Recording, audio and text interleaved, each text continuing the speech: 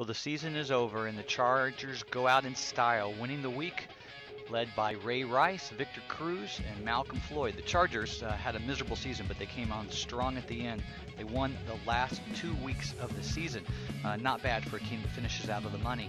Michael Turner got the Russians into second place money for the week, gave them a little something for the end of the year.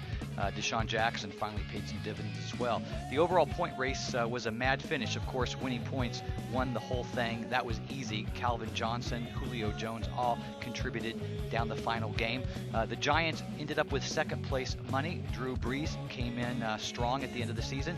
No vacancy, led by 17 touchdowns from Rob Gronkowski. They managed to get third place money for the season. The Eagles and the Cowboys were out of the mix. The Eagles were right there to the end. The Cowboys fell apart in the final week, and here's how the overall point race looked. Winning points, Giants, and no vacancy. And now let's take a look at the top point getters for the season. You'll notice at the top it's mostly quarterbacks. Rodgers, Brees, Newton, Brady, Stafford all led the way this year. Who's the MVP? Is it Rodgers, who led the league in points, or Brees, who came on strong at the end of the season? The second half of our point list shows a little bit more of the position players. Jordy Nelson had that monster final week of the season to place into the top 10. And of course, Gronk got the 17 touchdowns, a record for a tight end in the NFL, and he led the way as well. Now let's take a look at our selections for the first and second team picks for the season. Rodgers is our first team pick at quarterback because of his consistent approach all season. Brees is our second team choice. Rice and McCoy paced the first team with Megatron and surprisingly Cruz.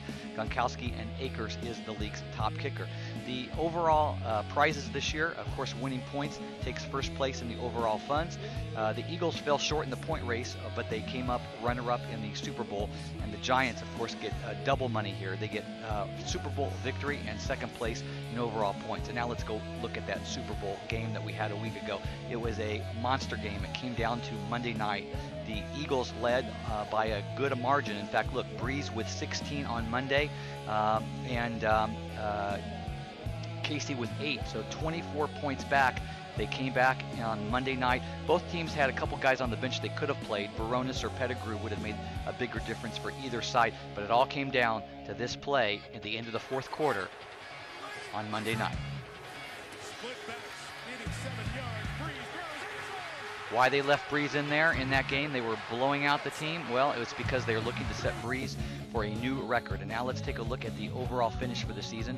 Night Train is our worst team for the season. Vente, Tempest, Microwave, the Chargers, Russian, Don't Ask, Cowboys, Eagles, no vacancy, Giants, and of course winning points wins it all. Now let's take a look at next season. Here are our top 5 teams going into next season. The Chargers with Rice, Sproles, Cruz, Floyd, AJ, that's Johnson, Gostowski, and of course a number 1 top pick. Don't Ask has a good team returning, but they also have 3 number 1 picks, including the first overall number 1. And Giants, no vacancy, and winning points all look pretty good as well. Next year's draft is going to be nice with McCoy projected as the first pick, and we've got a good stable of running backs looking as the next top picks. And now as you look at your off season, you think about what you did right or wrong next year. I'll think about this play that cost me my Super Bowl. Cheers, Happy New Year,